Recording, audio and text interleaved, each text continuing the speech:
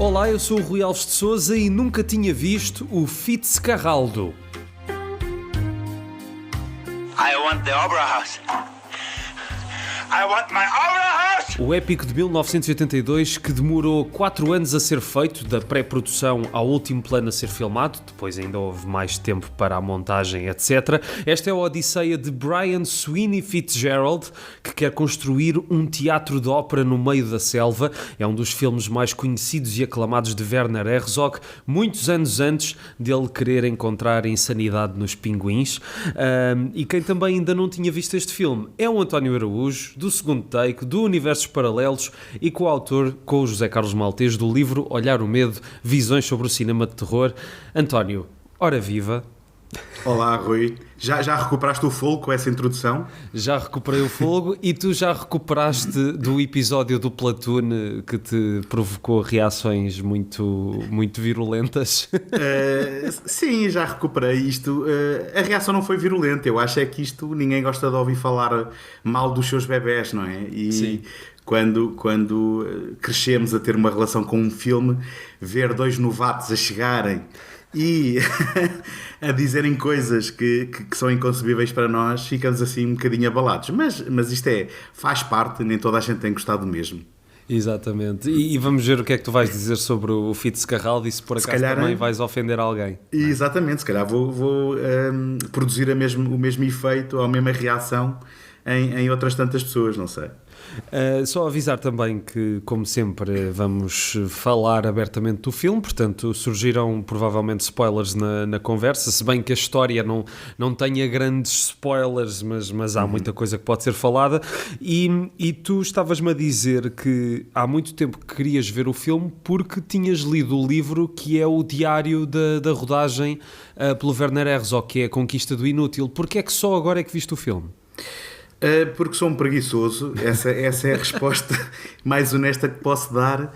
Mas sim, aqui há uns anos, no verão, que é basicamente o período em que eu realmente consigo começar e acabar um livro, porque de resto também sou muito preguiçoso para isso. Mas efetivamente li A Conquista do Inútil, que é na prática um diário escrito pelo Werner Herzog durante os anos de produção deste filme. Aliás, durante os anos de pré-produção e de produção. Não é propriamente um making-of, porque ele não está muito interessado nesse diário em descrever as minudências das filmagens, mas é mesmo um diário onde ele discorre o seu estado de espírito, o seu dia-a-dia, as suas dificuldades, porque as filmagens disto foram feitas...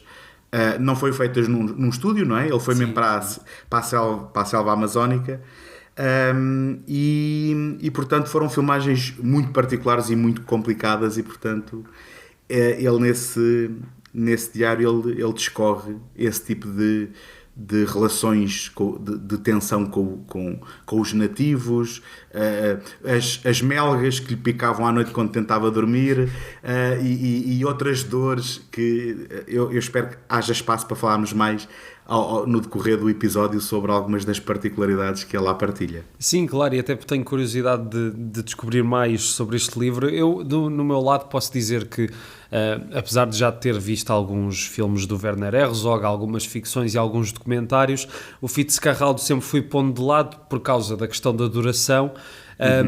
E apesar de ser um filme que esteve muito presente no meu imaginário, tal como a persona do Werner Herzog, esteve muito presente no meu imaginário ao longo dos anos por causa, lá está, da sua produção infernal, de que o documentário Burden of Dreams também dá uma certa ideia. Eu não sabia, por exemplo, que o filme tinha começado por ser com o Jason Robards e com o Mick Jagger, e que 40% depois da produção, da rodagem estar feita, aconteceu um problema e tudo caiu por água abaixo. E depois também toda a questão do Klaus Kinski e da relação atribulada com o Werner Herzog. Mas o que eu achei curioso, e se calhar podemos partir já por aqui, é que lá está, eu conheci o filme pela sua produção conturbada, mas não sabia que podia gerar opiniões tão dispares. E foi isso que eu apanhei quando fui pesquisar no Letterboxd as opiniões que vi. Pessoas a amarem e pessoas a odiarem por várias razões. E, portanto, se calhar, antes de partirmos para a produção e para algumas questões de mais detalhe, pergunto-te o que é que tu achaste do filme. Olha, eu fico curioso para saber que opiniões negativas são essas e se elas vêm na maioria de pessoas que não conhecem toda a envolvência de produção, ou que pelo menos que não se apercebem ao ver o filme do feito que ele foi, o fato de existir. Sim. E portanto, eu tive, assim que o filme arranca, alguns problemas no que diz respeito àquilo que é a montagem de som, não é? Aquilo, a um ouvido moderno, aquilo parece um filme mal dobrado, parece daquelas produções... E tu viste em que versão? Já agora, a inglesa ou a alemã? Eu vi a inglesa, tanto é que eu li algures e agora, lá está, nós temos tanta fonte de informação que nem sempre são certas. Mas eu li algures que o filme tinha sido gravado em inglês porque muitos atores não dominavam ou não sabiam sequer alemão, que é portanto, a língua do Werner Herzog e da produção, e do país produtor. E portanto eu vi o filme em inglês e efetivamente para um filme filmado na selva amazónica, que captura de forma tão realista e tão verosímil aquilo que está a acontecer em frente à câmara, fez-me um bocado de confusão entrar naquilo que é a montagem de som, em que parece que todo o filme é praticamente dobrado a posteriori. Sim. Mas enfim, lá está, é como eu digo, isto são problemas para ouvidos modernos, porque todo o cinema italiano praticamente foi sempre feito assim, ou pelo menos era feito assim. Sim, mas não era má dobragem, ou seja, era má dobragem por estar-se desincronizado, não é? Porque muitas vezes, e no caso do Fellini isso é muito paradigmático, que ele alterava os diálogos na fase de dobragem, portanto qualquer sincronia seria impossível, mas neste caso é porque a própria dobragem, como é feita pelos próprios atores que não dominam o inglês, eu senti ainda mais não é um desconforto, mas essa estranheza.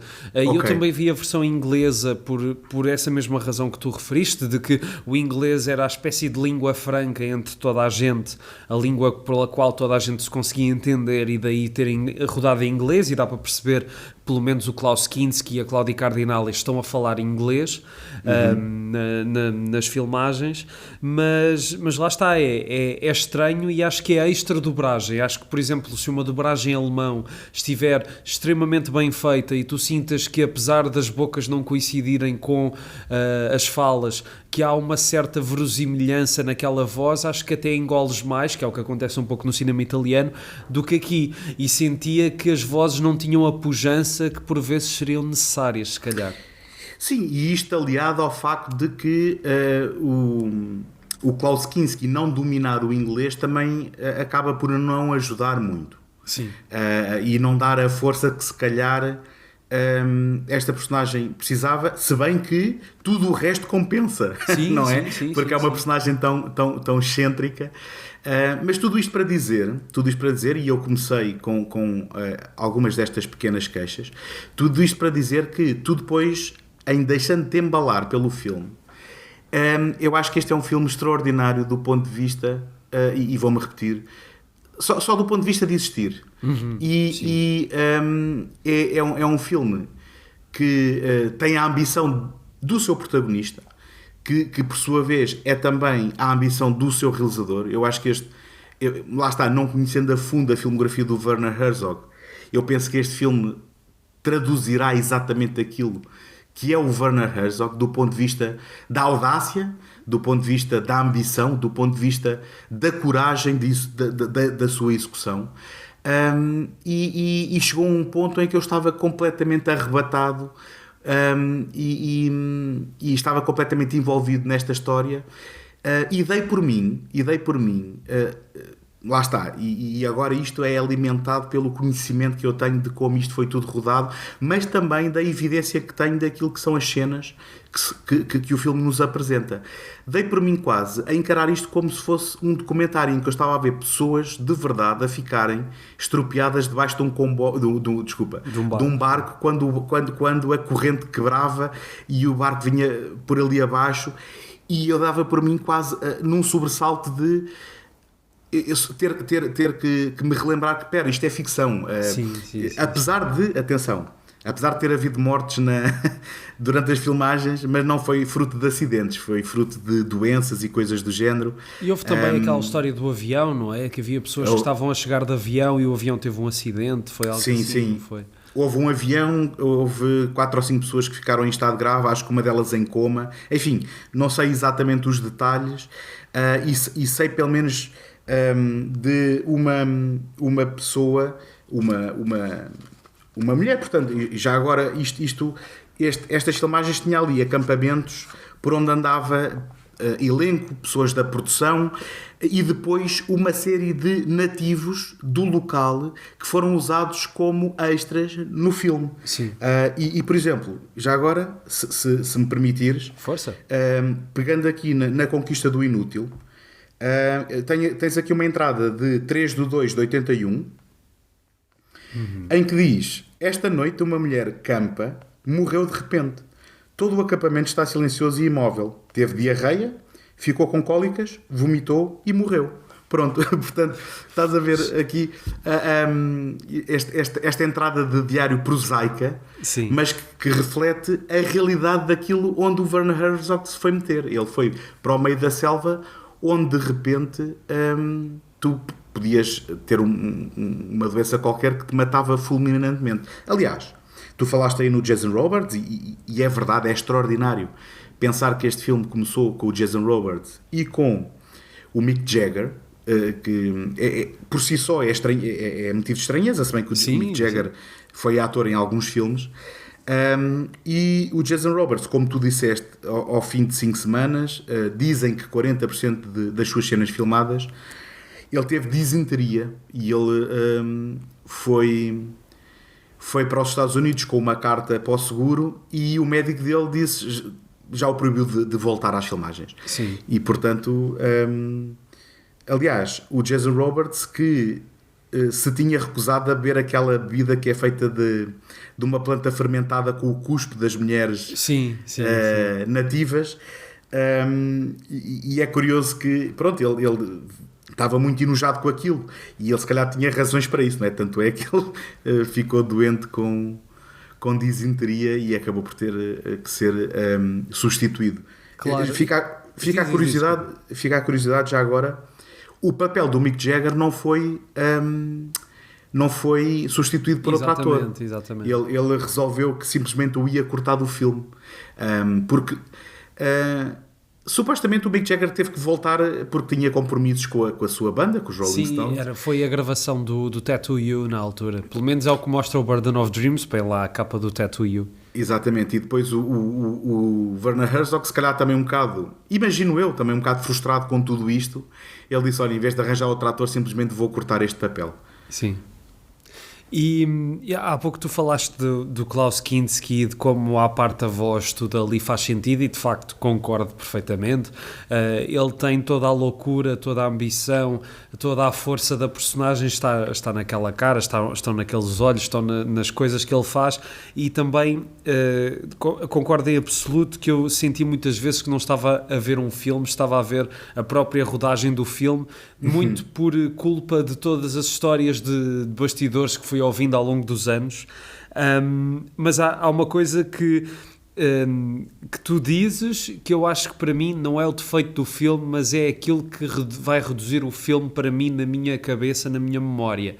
É que sim, de facto é um feito este filme existir, mas não sei se no final vai ficar mais a ideia do filme, ou seja, até que ponto é que uma pessoa obcecada por um sonho, um objetivo, vai atrás desse objetivo, vai ser a única coisa que me vai ficar do filme, porque eu senti, e citando um comentário certeiríssimo, na minha opinião, que encontrei no Letterboxd, este filme é uma metáfora também sobre a sua própria rodagem, porque o próprio Herzog também fez tudo para chegar a um objetivo lunático, não é? Que era, neste caso, passar o barco por cima da montanha, e com tudo o que isso envolveu.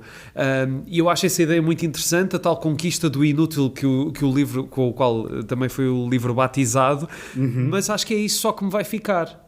Tudo o resto não sei se me vai desaparecer da memória, e vou ficar só com essa ideia muito interessante que tem... lá está, o filme concretiza-se numa ideia, e é isso. Basicamente. Sim, eu compreendo, mas olha que ideia e olha que execução, não é? Porque quando tu estás a dizer só, eu acho que estás a minorar aquilo que foi feito. E eu concordo que poderá não ser totalmente satisfatório, e já percebi que não foi totalmente satisfatório para ti. Só que aquilo que disseste, de o próprio filme ser quase um comentário meta àquilo que foi o objetivo do próprio realizador, não é? Sim. E é quase como se realidade e ficção se confundissem, e eu acho que acaba por ser um documento que é valioso. Sim, valioso. Mas não digo o contrário, eu só acho é que de uma perspectiva emocional e não racional, não vai ficar para mim nada do filme além do facto de ter sido muito importante ele existir e comprovar isso, percebes? Certo. Mas podemos falar um pouco, se calhar, das temáticas do filme, porque eu acho que o filme é mais do que só, e agora estou a usar a palavra só também, mas não querendo menorizar aquilo que foi o feito de, já agora, não sei se já fomos claros, o feito de puxar um barco de não sei quantas toneladas por aquilo não é uma montanha, não é? Mas é por sim, mas é tipo, é um amontoado ali no meio da Amazónia, sim. Exato, e por exemplo, trazê-lo por terra para atravessar de um rio para o outro. Mas o que eu estava a dizer é que podíamos falar um pouco tematicamente de o que é esta conquista do inútil, porque é que isto se torna na conquista do inútil? Porque estamos aqui a falar de um homem que tinha como sonho construir uma ópera no meio da Amazónia, não é? Exatamente. Estamos a falar, e eles falam que o Fitzcarraldo, e já agora convém dizer, isto não é uma biografia, mas é inspirado numa figura real que existiu. Um produtor de borracha que se chamava Carlos Fermín Fitzcarraldo, e portanto o Fitzcarraldo do filme quer construir uma ópera. Ele é o aficionado de ópera do grande tenor, penso que é tenor, Henrique Caruso. Exatamente, sim. E ele quer construir uma ópera no meio, em Iquitos, e Iquitos é eu ia chamar-lhe de cidade, mas aquilo não é uma cidade, aquilo é uma terriola peruana, onde o próprio filme foi filmado em parte. E isso por si só começa por ser também um empreendimento que parece inútil à partida, só que por outro lado estamos a falar da paixão de um homem pela arte de tal forma que quer levar a beleza da ópera para aquele sítio. Não é? Mas até também é um capricho de quem pode, não é? Eu acho bem, mas ele não pode. Mas ele não pode, não é? Porque já agora o filme começa com ele e a personagem da Cláudia Cardinale, uma das atrizes mais belas que alguma vez nos agraciou com a sua presença na tela, deixa-me dizer. Portanto, concordo em absoluto. Nisso estamos absolutamente de acordo. E eles acabaram de remar não sei quantos quilómetros para poderem ir ver ópera, porque não a têm onde estão, não é? Sim. E atenção, eu não sei se é capricho, porque ele não tem dinheiro para o fazer. O filme começa por ele tentar convencer os empreendedores do sítio, não é? Os ricalhados lá do sítio, a investirem. Tanto é que ele depois é desprezado e é de certa forma rechaçado pela alta sociedade. E é ao fazer amizade com um produtor de borracha que encontra ali possibilidade de riqueza para que, com essa riqueza, possa então executar aquilo que é o seu sonho de criar a ópera. E, portanto, logo aqui temos vários comentários que, por um lado, o capitalismo versus aquilo que é a ambição artística, não é? Sim. Portanto, é uma coisa que estamos constantemente em choque. E até aí, eu acho que isto pode ser uma metáfora para a própria arte de produzir cinema, não é? Em que há constantemente um braço de ferro entre o produtor que quer que um filme seja comercial e que seja vendável em salas de cinema e um artista que quer levar a sua visão ao grande ecrã, independentemente das questões financeiras. Mas também temos, além deste choque, temos aqui a componente mais naturalista, não é? Que o Werner Herzog é alguém muito interessado na crueldade da natureza. Na crueldade, ou melhor dizendo, na indiferença. Sim. No facto de que, na sua beleza, a natureza é cruel e que nós estamos à mercê, digamos assim, dos caprichos da natureza. E levar este empreendimento, e eu quando digo este empreendimento, digo tanto a produção do filme como esta aventura do Fitzcarraldo na busca de poder ser um grande produtor de borracha para depois construir uma ópera, no pior dos ambientes possíveis. E há aqui também um comentário a esta indiferença e crueldade da natureza perante o capricho humano. E aí sim, agora estou a usar a tua palavra de capricho, mas estamos a falar de alguém que investe e que põe o seu coração todo nesta paixão, não é? Não estamos a falar simplesmente de um Elon Musk que tem o dinheiro todo para fazer aquilo que quer, não é? Sim, verdade, mas lá está, isso é uma ideia e o filme faz tudo para concretizar essa ideia, mas para mim eu fiquei um pouco... não me envolvi muito com o filme, percebes? Ou seja, eu aprecio todos os patamares que foram necessários para lá chegar, mas não consigo, a não ser, por exemplo, tu falaste do início e eu gosto muito da cena na ópera e gosto muito do pormenor que o Herzog faz, de que quando te mostra o palco da ópera e tu vês claramente a cantora, que é um homem travestido, está claramente a não cantar, ou então tu pensas, se calhar foi mal dobrada. Isto parece um erro, não é? Exatamente, e depois é como se ele te estivesse a responder mentalmente, sabendo que ias fazer essa pergunta, e mostra-te a verdadeira cantora perto do balcão da orquestra a fazer o seu trabalho. Eu gosto muito desses pormenores e acho que o filme ganha muito nesses pormenores e nas cenas de preparação para a viagem, na cena do jogo, mas eu sinto é que assim que começa a viagem eu saí do filme e estou a ver o quão difícil foi fazer este filme, que é interessante, não digo que não, e de facto é um caso único na história do cinema e ninguém lhe pode tirar os méritos todos e etc, mas eu não consigo envolver-me emocionalmente e ao longo deste podcast aquilo que tenho sentido é não só que às vezes que andas a escolher mal os filmes, não é? Não, muito pelo contrário, mas que ao mesmo tempo que por vezes toco em filmes que são muito populares e em que há pessoas que têm uma ligação muito forte e que depois para mim se calhar esses filmes não vão dizer tanto, por outro lado quando pego num destes grandes filmes da história do cinema, com as aspas todas, e seja lá o que é que um grande filme da história do cinema for, quando pego nestes clássicos canónicos e tento vê-los de uma perspectiva racional, consigo entender as qualidades e tudo o que lhe apontam, mas depois penso, no caso do Fitzcarraldo, que a minha emoção não existiu ali. eu estava a assistir como se fosse uma testemunha de uma coisa incrível. Neste caso, aquilo estar a acontecer, estarem a pôr um barco a subir aquela espécie de montanha. Mas fora isso, fica-me a ideia de que dessa conquista dos sonhos, daquilo que o próprio Herzog diz, e daí ser tão certeiro dizer que o filme é uma metáfora sobre si próprio, porque às tantas no Burden of Dreams, um documentário que eu acho que até, honestamente, pareceu-me um bocadinho flat.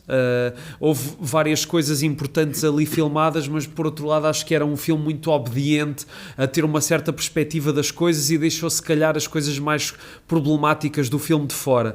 Mas quando o Herzog diz que se fechasse este projeto, quando aconteceu a saída do Jason Robards, se ele fechasse este projeto seria um homem sem sonhos, e isto de facto é a parte mais interessante da ideia do filme, é que o que interessa tanto não é se o Fitzcarraldo vai atingir aquele objetivo, porque é totalmente impossível que aconteça, é tudo aquilo que ele vai fazer para lá chegar e que nunca vai desistir para tal, e isso é muito interessante. Sim, e eu penso que tu foste pegar exatamente na frase-chave desse documentário, que eu concordo contigo, o documentário acaba por não te levar propriamente numa viagem.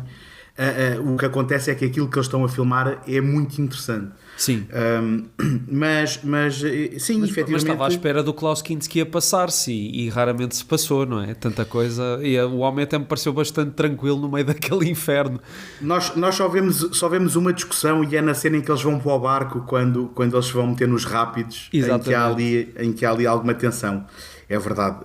Curiosamente, assistimos ao diretor de fotografia, ao Thomas Mauch, a fazer um corte na mão, que também é uma das histórias que saiu dessa produção do que diz respeito aos acontecimentos problemáticos. Sim. Mas sim, já lá vamos aí a essa fama das discussões entre os dois. Sim. Mas estava eu a dizer, tu pegaste precisamente naquilo que é a frase-chave. E se calhar nesta fase nós podíamos falar só aqui um pouquinho do Werner Herzog.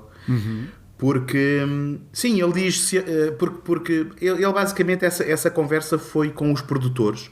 Ele voltou à Europa quando perdeu o Jason Robards, e os produtores diziam-lhe: então, mas como é que tu podes querer continuar este projeto? Como é que é possível que tu, depois destes azares, tu ainda queiras continuar? E ele diz: meus amigos, se eu abandono este projeto, eu sou um homem sem sonhos. E portanto, e por isso é que o Fitzcarraldo acaba por ser um espelho do seu autor. E o seu autor é uma pessoa muito peculiar. Ele hoje em dia, inclusivamente, é quase já uma caricatura de si próprio, não é? Exatamente. Mas eu estou a dizer isto, mas isto não é depreciativo. A questão é que ele é uma figura de tal forma tão carismática. Eu não sei se viste a nova série do Conan O'Brien que estreou recentemente. Que comecei a ver, sim, comecei a ver. E ouvi a entrevista que ele fez ao Werner Herzog há pouco tempo e exatamente. Eu gosto muito de ouvir o homem, sim. E ele conseguiu pegar naquele estereótipo que já temos dos documentários do Werner Herzog e pô-lo a comentar o genérico de abertura. Exatamente. Deste programa de viagens que o Conan agora faz, com aquela voz grave, não é? E com aquele sotaque cerrado, que eu aposto contigo que ele até já o faz de propósito, que ele... aposto contigo que aquele sotaque nem é todo dele naturalmente. Epá, não sei, eu quero acreditar que aquele aspecto meio awkward da personalidade dele seja mesmo espontâneo, porque tem muita graça. Sim. Sendo assim, mas continua, desculpa. Não, estava só a querer falar um bocadinho do Werner Herzog, porque efetivamente nós atualmente vivemos uma enfim, atualmente, se calhar sempre foi assim e vão havendo exceções à regra, mas se há coisa que não podemos acusar o Werner Herzog é de cinismo. Ele deve ser das criaturas mais honestas e mais transparentes naquilo que é os filmes que produz, ou pelo menos daquilo que eu conheço. Ele tem uma abordagem que não é uma abordagem tradicional, seja aquilo que ele faça. E eu gostava de falar de um outro livro que eu tenho dele, que eu tenho um livro chamado Caminhar no Gelo. Conheces este, Rui? Conheço, mas não o li. Mas também quero ler, sim. Sim. E mais uma vez, este livro é também um diário, mas é um diário de uma viagem em que alguns no final de novembro de 74, deram-lhe a notícia de que Lotte Eisner, e Lotte Eisner é uma historiadora autora de do cinema. Ecrã Demoníaco, sim. Pronto. Exatamente, ela é uma figura muito importante e era amiga do Werner Herzog, e alguém lhe deu a notícia de que ela tinha adoecido, que estava no hospital em Paris. Ora, o Werner Herzog estava em Munique e disse: eu vou vê-lo ao hospital. Mas ele não apanhou um avião. O que é que ele fez? Ele fez uma malinha, pegou nas suas botas que tinha acabado de comprar e, durante 3 semanas, entre 23 de novembro e 14 de dezembro, isto em 74, não sei se tu tinha dito, Sim. ele pôs a caminho, a pé, entre Munique e Paris para ir visitar a Lotte. Ora, qual era a intenção, ou melhor, qual era a ideia, não é a intenção, qual era a ideia dele? Assim ela vai ter tempo para se pôr boa, para melhorar, e ela não vai morrer antes de me ver, e quando eu chegar ao pé dela ela vai estar boa. E então ele pôs literalmente a pé, e é um livro fascinante porque eu, das partes que me recordo mais, obviamente já não me lembro do livro em detalhe, mas das partes que me lembro mais, ele andava a caminhar com nevões, não é? Estávamos em pleno inverno, e ele às vezes, para dormir à noite, encontrava uma casa que estava vazia e ele forçava a fechadura e entrava e ia dormir em casa de estranhos que encontrava pelo caminho. Portanto, estamos aqui a falar de alguém que tem uma abordagem que é refrescante. No mínimo, é refrescante para nós, botas de elástico que andamos aqui, podermos beber, digamos assim, da mente de um autor como estes. Mas é sem dúvida um tipo peculiar e invulgar, não só também por causa desse tipo de histórias, mas também pela sua visão do mundo. Eu no início falei da questão dos pinguins, tu deves saber disso, mas no filme dos Encontros do Fim do Mundo ele chega a perguntar lá a um especialista em pinguins se os pinguins têm algum ponto de insanidade, e depois às tantas ele fica muito focado num pinguim nihilista que se afasta do grupo.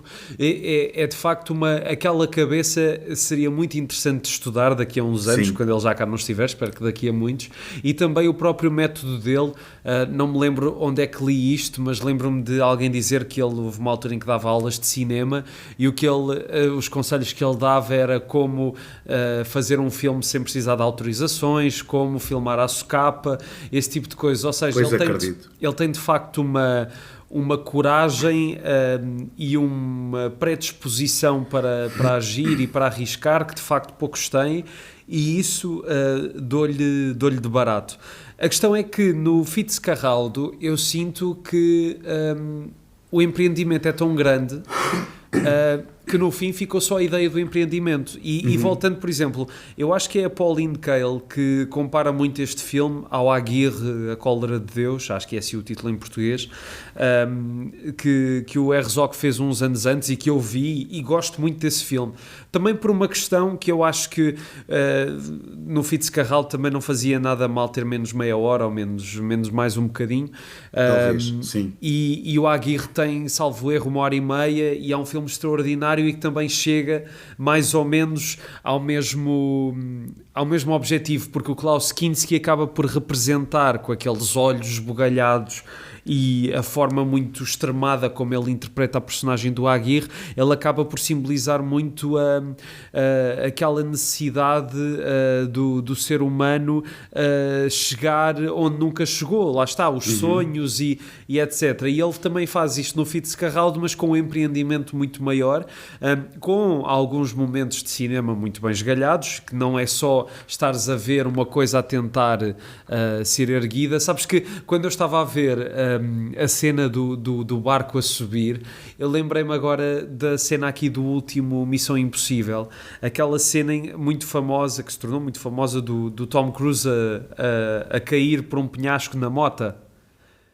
Sim, eu lembrei muito dessa cena. Porquê? Porque fizeram muita expectativa por causa dessa cena, e quando eu a vi no filme eu senti que para já mostraram uma cena de 3 ou 4 ângulos diferentes, como se estivessem a preparar-me para o que aí vinha, e depois aquilo aconteceu. Senti que em vez de estar a ver um filme, estava a ver uma emissão da ESPN ou de um canal de desportos, de uma cena de desportos radicais.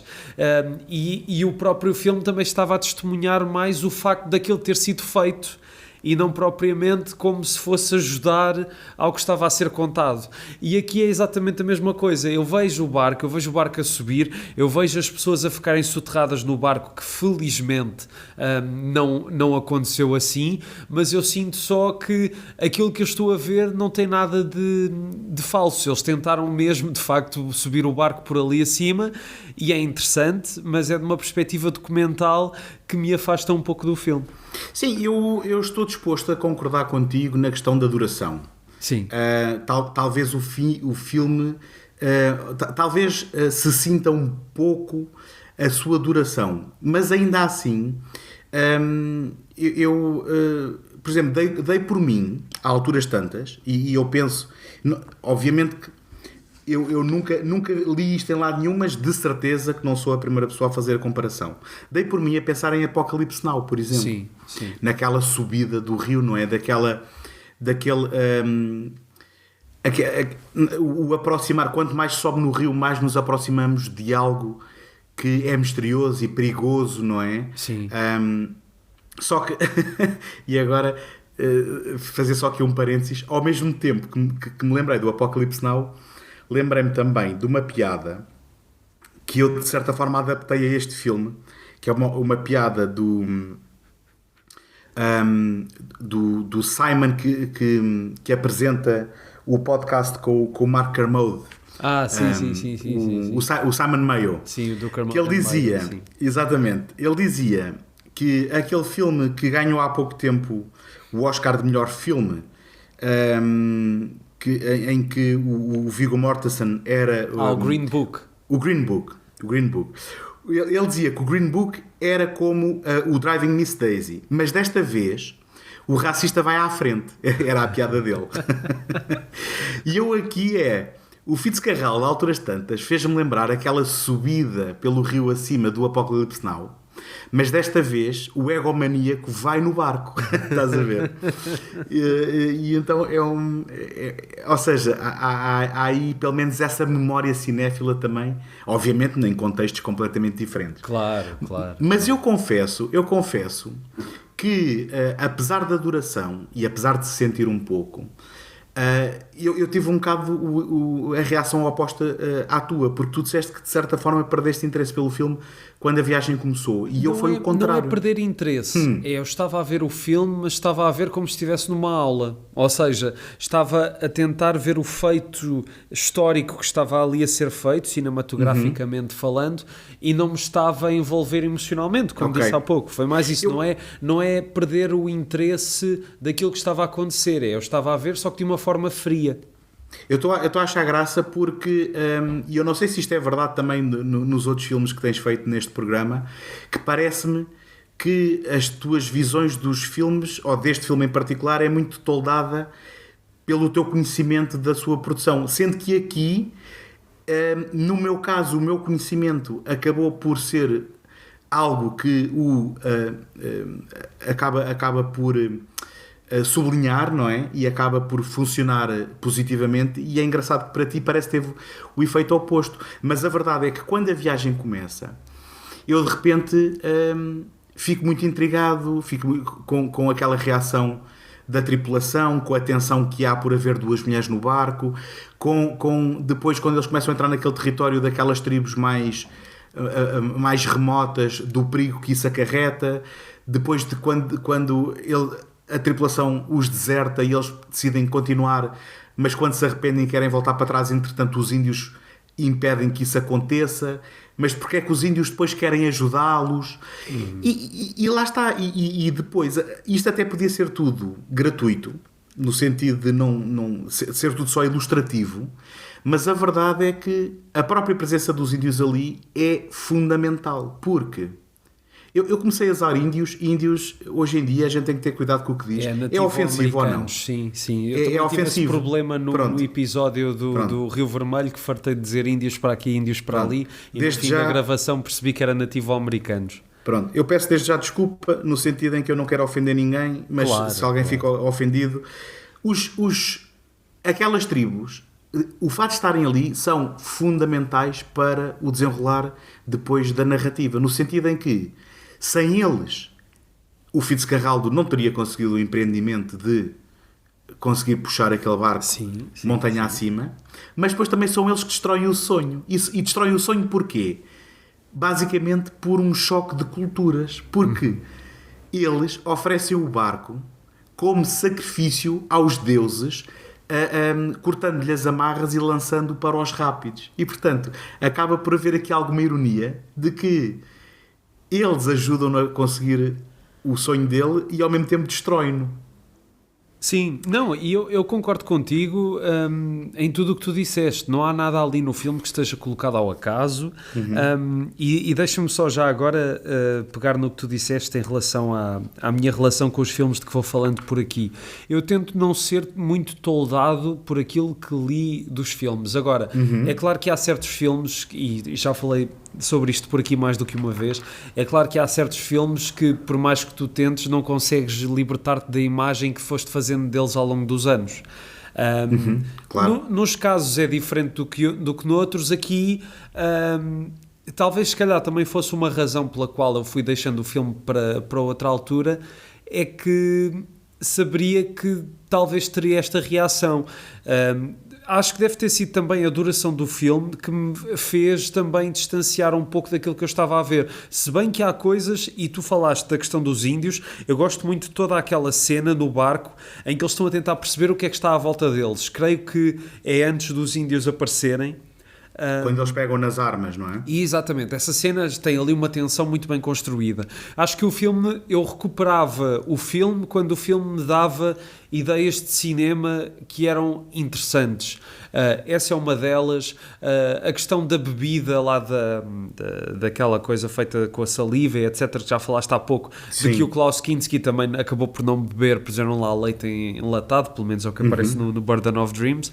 Esse tipo de coisas são interessantes. E também a própria ideia do final, porque é isso, eu reconheço muitas qualidades no filme, e é daqueles casos, e quando o Carlos Reis esteve aqui para falar do Platoon, falámos muito da questão de estrelas e dar estrelas ou não dar, e este é daqueles filmes em que eu não sei que estrelas dar, porque eu não sei se gostei ou não gostei. Sei que ainda bem que o vi, obviamente, não é daqueles filmes que eu me arrependo de ter visto, mas fica-me é de facto essa ideia que pode ser resumida a uma frase, que é um sonho que não é concretizado por uma ironia, que tu bem salientaste, e que ele depois arranja outra maneira de a concretizar. Agora, porquê 2 horas e 35 minutos para falar disto, ou 2 horas e 40?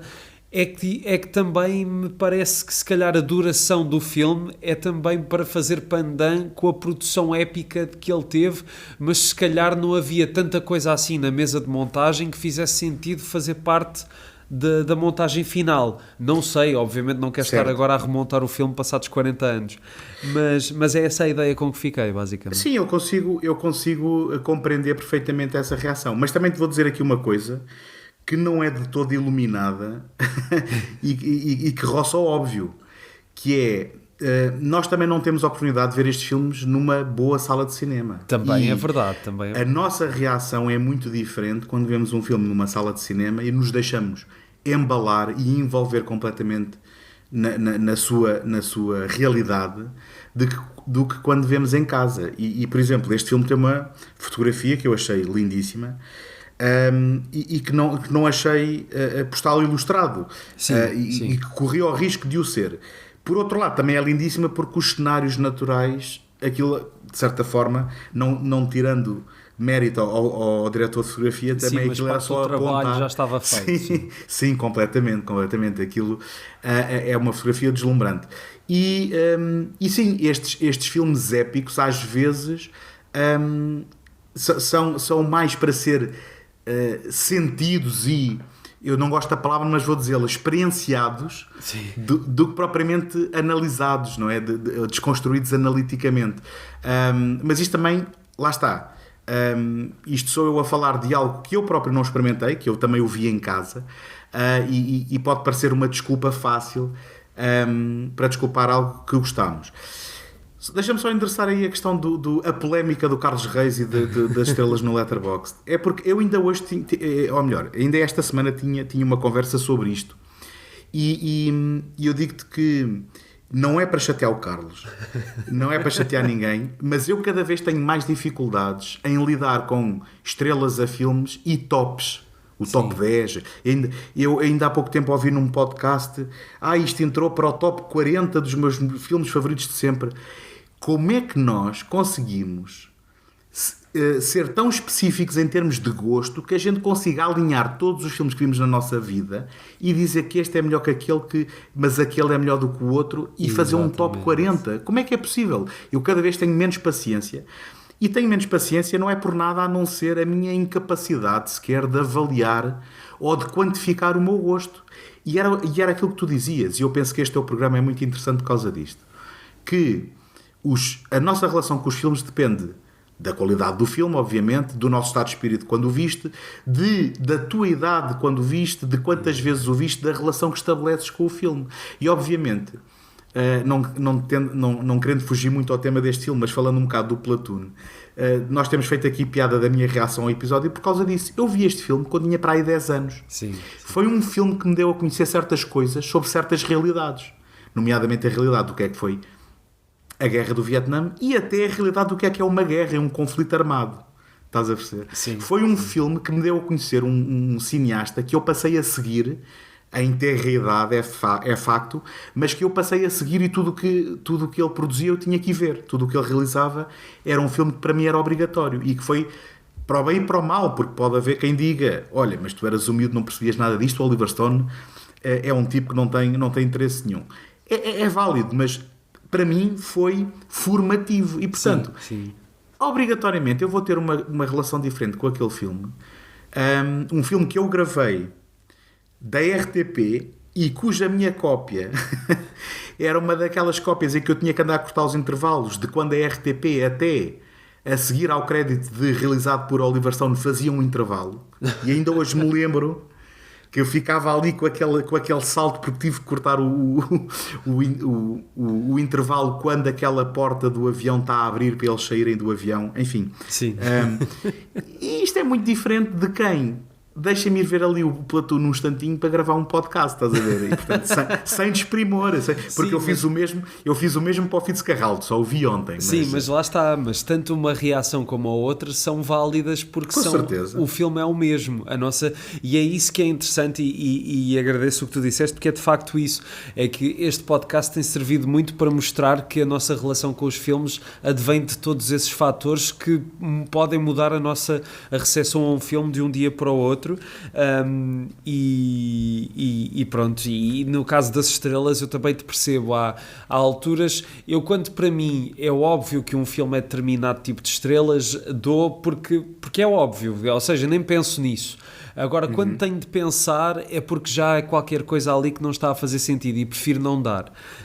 Porque também acho um pouco redutor, e nós também vivemos um pouco numa época em que tem de ser tudo quantificado à exaustão e lá está tabelado e listado, e é bom conseguir sair disso. E por outro lado, também, e já tive esta conversa muitas vezes, até com realizadores ou argumentistas e etc., que é muito aquela coisa de, ok, eu percebo que houve muito trabalho envolvido para fazerem um filme, 2 anos, no caso do Fitzcarraldo mais, e que provavelmente toda a gente envolvida quis fazer o melhor filme possível, mas não é por isso que, e é a tarefa ingrata de fazer um filme, é que 1h30, 2h30 depois de o ver, eu posso desconsiderá-lo totalmente, mas isso lá está, eu não tenho culpa daquilo que aconteceu na rodagem, não tenho culpa de haver pessoas que tenham uma reação mais forte com o filme.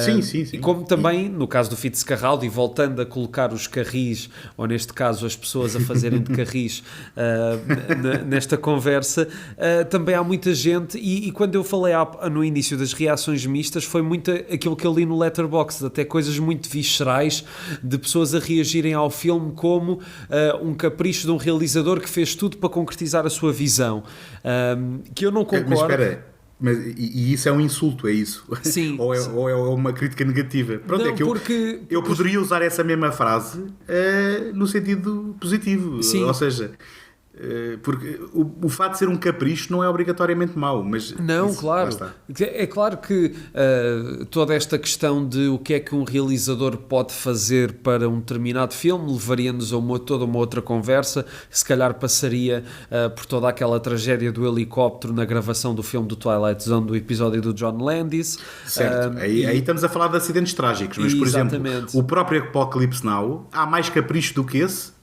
Sim, E exato. no entanto é um filme aclamadíssimo, não é? Sim, só que lá está,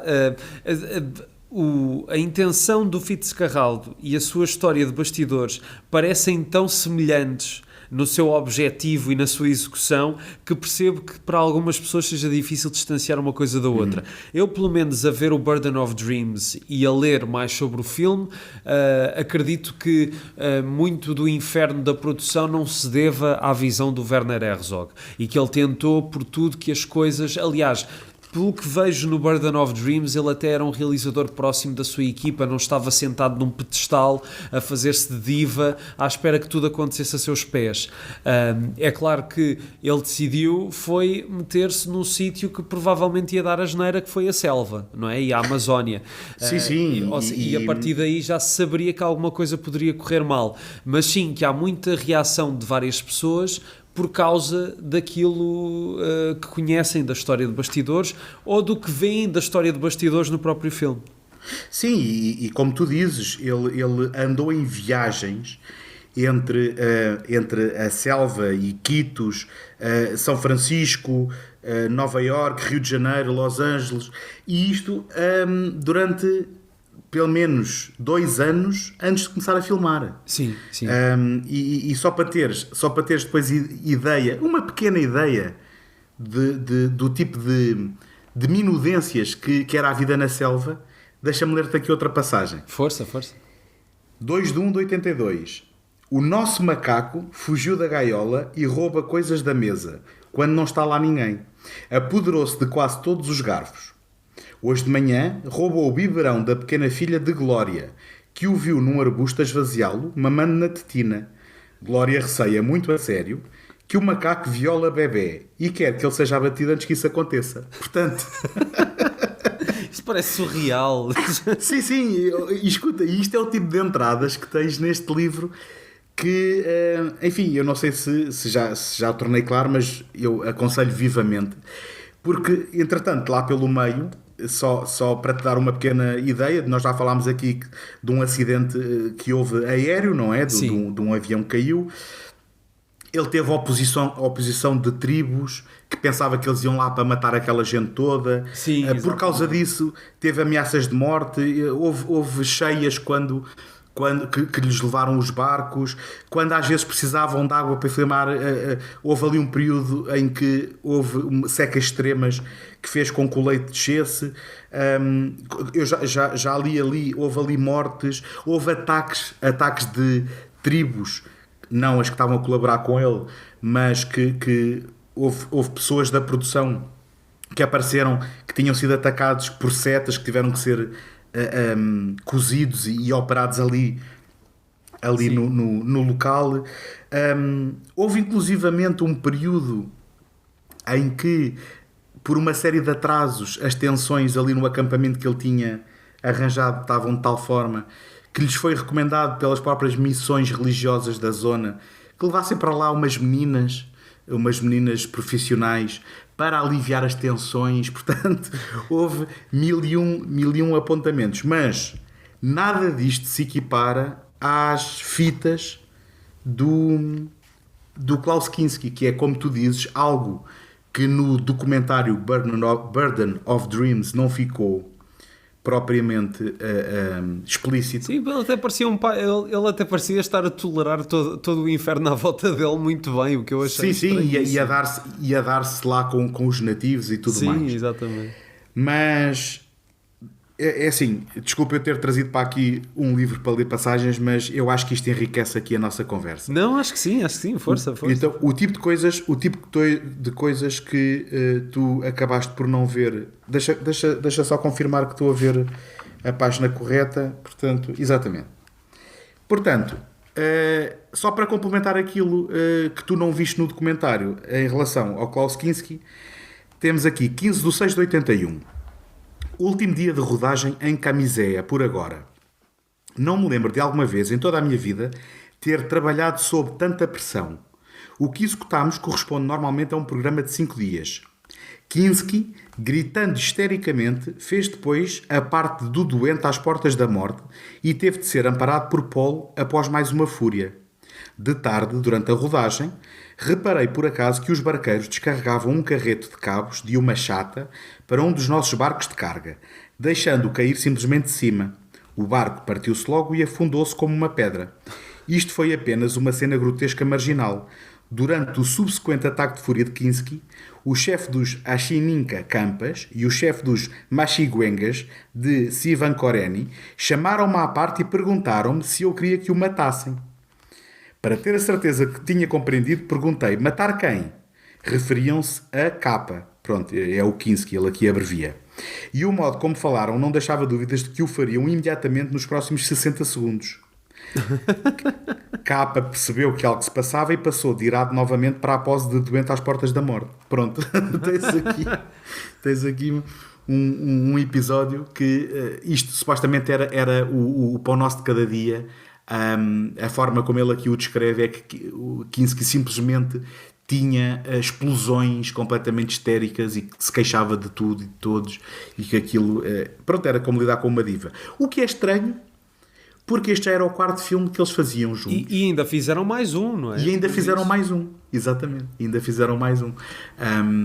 Portanto, apesar da dificuldade da relação no local de filmagens, havia qualquer coisa também que atraía o Werner Herzog aqui à figura do Klaus Kinski, que é muito interessante e que acaba por também ter que ver com aquilo que ele quer pôr no ecrã, independentemente das dificuldades que ele vai ter, não é? Porque, pelos vistos, ele não vira as costas a um desafio. Sim, é mesmo aquela questão de quanto mais bates, mais gosto de ti. Mas há uma história que... E eu não gosto muito de trazer factoides para este podcast, mas há uma história deliciosa que eu ouvi outro dia o Werner Herzog contar da rodagem do Fitzcarraldo, não sei se tu conheces, que ele está a descrever um desses acessos de fúria do Klaus Kinski, em que ele está todo chateado porque eles todos os dias faziam a ronda do café. E todos os dias mudavam a ordem de quem recebia o café, que era para todos os dias pelo menos haver uma pessoa diferente a ter o café no fim, ou seja, o café mais frio. Pronto. E houve um dia em que o Klaus Kinski foi o último a ter o café a ser servido. E estava o café morno, se calhar já frio. E ele passou-se, como é que é possível o meu café estar assim e tal. E começou naquela crescendo que só ouvindo o Werner Herzog contar é que uma pessoa consegue perceber exatamente o que é que ele estava a dizer. Mas todo esse crescendo, ele aos berros, a espumar da boca e etc. E o Werner Herzog vai à tenda ou ao sítio onde tem estas coisas e vai buscar a única coisa que tinha guardado até aí para uma situação importante, que era uma coisa única. Um chocolate, não é? Exatamente, um triângulo Toblerone. E ele desembrulha o triângulo Toblerone e mete na boca do Klaus Kinski e ele cala-se. E eu Sim, que aquilo, o chocolate era preciosíssimo, não é? Ali no meio da selva. Exatamente, e eu acho essa história muito engraçada porque, muito resumidamente, fala da relação entre os dois e de como o Klaus Kinski também, muito rapidamente, sem o Werner Herzog precisar dizer nada, percebeu que ali já estava a ser privilegiado em relação aos outros e etc. É uma relação muito curiosa e eu era para ter visto o documentário que o Herzog fez sobre essa relação, o My Best Friend, não sei como é que eles dizem friend sem o R, mas... é Find, é My Best Find, sim, que é tipo inimigo, não é? Exatamente, que eu quero muito ver, mas não consegui. Eu não conheço esse filme, olha, agora vou já apontar para ir procurá-lo. Foi um filme que ele fez em 1999 e creio eu, acho que até volta a alguns dos locais de filmagem com que trabalhou com o Klaus Kinski. E que também aborda ali um período em que o Klaus Kinski achava que era Jesus Cristo nos anos 80 e assim um novo Messias. Mas voltando à Cláudia Cardinale, tu não achas que ela foi um bocadinho mal aproveitada no filme? Sim, Sim, sem dúvida. E a prova disso é que nós estamos aqui, falámos dela um pouco ao início e não falámos mais porque ela simplesmente desaparece do filme, não é? Exatamente.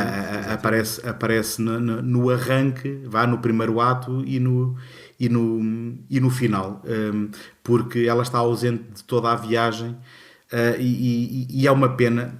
Possivelmente ela não tinha lugar na história que se queria contar, mas ter uma atriz como a Cláudia Cardinal para depois ela desaparecer do filme, não podia concordar mais de que é um desperdício, e nesse aspecto acaba por dar uma sensação de algum desequilíbrio narrativo, porque pronto, gostávamos de ter visto estas cabeças, digamos, de cartaz a estarem presentes em toda a duração do filme, sem dúvida. Exatamente, talvez a Cláudia Cardinale tenha servido de incentivo para financiamento do filme. Muitas vezes isso acontece, não é?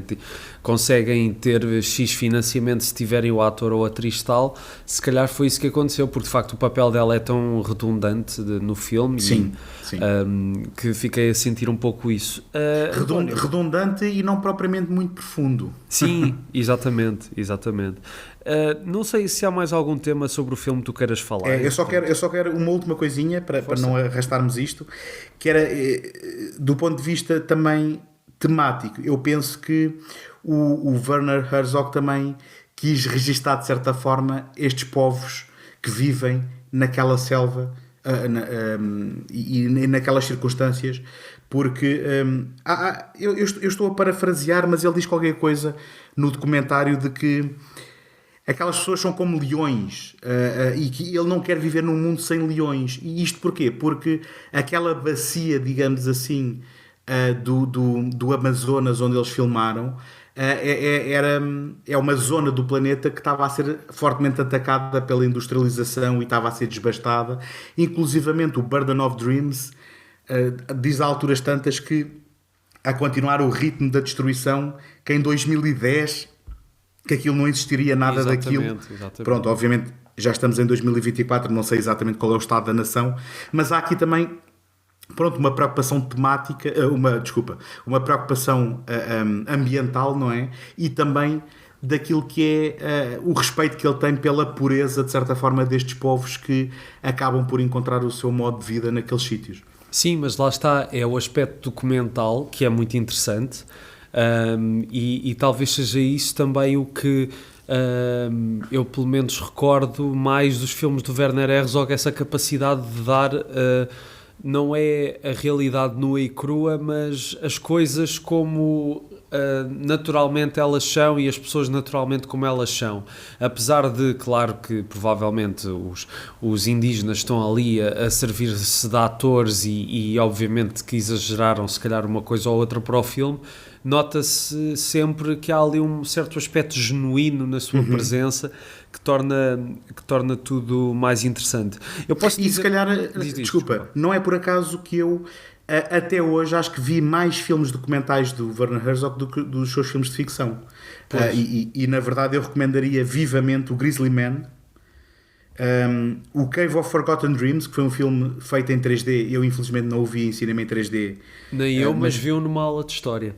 Pronto, mas que recomendo. E também aí não tanto sobre o estudo da natureza, mas sim sobre o estudo da natureza humana, que é o Into the Abyss, que é um filme que questiona a pena de morte, que recomendo vivamente. E estes são apenas 3 de vários que valem muito a pena descobrir, e que eu queria trazer aqui só para deixar também como dica. Eu ainda não vi o Grizzly Man e ainda ontem estive em casa dos meus pais e aproveitei para trazer o DVD de lá, porque tenho o DVD desde o liceu e ainda não o vi, portanto já tenho o DVD para aí há 15 anos e ainda não vi o filme. 15 anos não, 12 ou 13 anos. Também quero muito ver a versão dele do Nosferatu com o Klaus Kinski. Sim, também é interessante. Sim. Do que vi, também vi alguns documentários, vi o Cave of Forgotten Dreams, lembro-me de ter visto os Encontros do Fim do Mundo há muitos anos e daí a cena do pinguim. Vi também um que é curioso, mas acho que não é mais do que curioso, que em português acho que se chama Eis o Admirável Mundo em Rede, que é sim. sobre a internet, e acho que se Sim. calhar é um filme que deve ter envelhecido, porque é um filme de 2016 e se calhar eu não me lembro dele falar muito aprofundadamente do que poderia acontecer. Acho que era um filme muito superficial. Depois na parte... Tem o benefício de vermos a primeira iteração da internet, acho eu. Sim, sim. Fica como documento, mas sim, não é das obras maiores dele, não. Sim, e depois acaba com uma... Eu lembro-me de ser muito simplista no fim, a tentar falar dos efeitos nocivos da internet, mas lá está, não me lembro muito do filme. Depois também tenho muita curiosidade de ver a versão dele do Bad Lieutenant, que nunca vi. É um filme extraordinário, digo-te já, eu gosto muito. Ok. Porque eu devo dizer que destas ficções mais recentes do Werner Herzog houve uma que eu vi há pouquíssimo tempo que não gostei muito, que é o Meu Filho, Olha o que Fizeste, Sim. que é com Michael Shannon. Sim, eu fui ver isso ao cinema, por acaso. Sim, pá, e gostaste na altura? Na altura achei interessante, mas hoje não me lembro quase nada do filme. Pois. E depois também há outro filme que é o Wojciech, que é uma adaptação de uma peça teatral muito conhecida no meio teatral e que já foi encenada em Portugal várias vezes. Um filme com o Klaus Kinski anterior ao Fitzcarraldo, que também achei curioso, mas nada mais. De facto, eu gosto nas ficções dele, quando sinto que ele está a partir à aventura, mas também em que a coisa é um bocadinho mais sufocante. E se calhar também foi isso que eu senti falta no Fitzcarraldo. Eu não sinto o sufoco, por exemplo, senti no Aguirre, que aquilo é muito intenso e muito envolvente. Toda a jornada de loucura daquela personagem acho que te entra na pele. Que é uma coisa que aqui lá está, voltando outra vez àquilo que já disse várias vezes, estava a assistir de uma forma muito fria e pronto, daí não conseguir ter a adoração pelo Fitzcarraldo que muita gente tem, mas obviamente reconheço todo o valor e mérito e é um filme que toda a gente deve ver, com certeza. Sim, olha, desculpa, já que estamos nisto, eu deixava só mais uma curiosidade, que o Werner Herzog é dos poucos autores que eu conheço que fez o mesmo filme em versão documentário e em versão ficcional, que é o Little Dieter Needs to Fly, é o documentário que ele fez no princípio dos anos 90, e em 2006 ele acaba por apresentar-nos a mesma história ficcionada no filme Rescue Dawn, Espírito Indomável, e que é a história de um combatente que é capturado na guerra do Vietnã e que depois acaba por conseguir fugir desse campo de prisioneiros, e portanto é muito interessante ele ter feito tanto a versão documental como depois a ficção dessa mesma história, que eu acho que se não for inédito é raro, no mínimo. Sim, é curioso, não sabia disso, que ele tinha feito no Rescue Dawn a mesma história que no Little Dieter. António, eu gosto sempre de perguntar também aqui às pessoas que vêm ao podcast o que é que acham desta ideia de filmes imperdoáveis e se isto para ti faz sentido ou não, de alguma forma. Eu compreendo o conceito do ponto de vista de quem estuda cinema, de haver certas obras que são tidas como canónicas, ok? Por outro lado,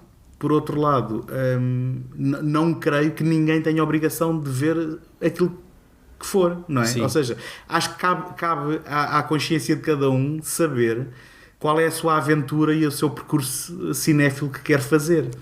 E, portanto, será que uma pessoa tem que ser, digamos, julgada porque não viu o Citizen Kane ou porque não viu o que quer que seja, o The Searchers? Não. Agora, será que tem uma vida mais pobre porque não o fez? Com certeza que terá, mas isso vai da consciência de cada um e, portanto, a não ser em círculos cinéfilos ou de algum tipo de escola de cinema que alguém possa ser olhado de lado por causa disso, não creio que isso faça muito sentido. E também é aquela ideia de que eu também já referi aqui, de que é bom as pessoas terem aquela coisa de irem ter a primeira vez de ver um determinado filme, e isso eu até sinto uma certa inveja. Já tive aqui 2 pessoas que disseram que nunca viram O Padrinho, e eu disse-lhes, eu gostava de voltar a ver pela primeira vez, portanto, Pois. que bom teres essa possibilidade, e isso de facto Sim, é mas interessante. Mas diz. Não, o que eu quero dizer é que isso também vai variar muito com o nível de cinefilia de cada um. Ou seja, porque nós gostamos de descobrir pérolas, não é? Que não conhecemos, sejam eles do ano passado, sejam eles dos anos 70 ou dos anos 50 ou de quando for. E há pessoas que não têm esse interesse, não é? E que, ok, não vi O Padrinho, mas vi outros 3 ou 4 filmes bons este mês e já estou satisfeito. E, portanto, tudo depende também desse gosto de descoberta ou não, porque cada um encontra a sua relação com o cinema. Se eu gostava que toda a gente fosse interessada e que fosse conhecer e que subscrevesse o Criterion Channel se tiverem uma VPN, sim. Mas, cada um também saberá de si, não é? Sim, claro. Ou então vou ao videoclube do Sr. Joaquim também. Pronto. Não vamos ser aqui. Se for para descobrir, se for por interesse genuíno, que seja. Sim, exatamente. António, pronto, olha, muito obrigado por teres vindo. É sempre um prazer falar contigo sobre cinema. Mas já agora, já que falaste aí de imperdoáveis que as pessoas podem ter, o Citizen Kane e os The Searchers e não sei o quê, pergunto se há assim algum filme que tu te lembres que de facto se enquadra nesses chavões de filmes que supostamente já devias ter visto e não viste, e se tu tens alguma coisa assim mais gritante para te... Eu devia ter preparado isso, não me lembrei que fazias essa pergunta. Mas haverá com certeza, e de certeza que tu encontras, ou melhor, que eu conseguia compilar dezenas deles e se calhar a maior parte deles europeus. Eu acabo por ter uma tendência para procurar cinema mais americano do que de outras paragens. Sim. E há muito da cinefilia. Olha, pronto, basta pegares em Fellini, por exemplo, e eu lembro-me de ter visto em miúdo O Navio e de aquilo me ter de certa forma fascinado e intrigado, mas por exemplo talvez desde essa data que nunca tenha visto um Fellini, por exemplo. Okay. Portanto agora saiam, lá está, os polícias da cinefilia com as armas na mão e venham atrás de mim, porque sim, haverá muito que eu ainda teria que ver e que não terei tempo para ver tudo aquilo que gostaria, ou que deveria, segundo alguns, não é? Mas olha, pegando naquilo que eu estava a dizer há pouco, que inveja de poderes ir ver o 8,5 ou a Doce Vida pela primeira vez. Isso, quem me dera também voltar a ter essa experiência, portanto aproveita. E eu às vezes gosto de embarcar em viagens de, olha, vamos ver aqui os essenciais do Fellini, portanto pode ser que qualquer dia o faça e quando for depois procuro-te para falar contigo sobre isso. Muito bem. E já agora, deixa-me agradeceste-me por eu estar presente, eu é que te agradeço o convite e foi um prazer participar neste teu programa de conceito excelente e que eu vou continuar a ouvir também. Muito obrigado.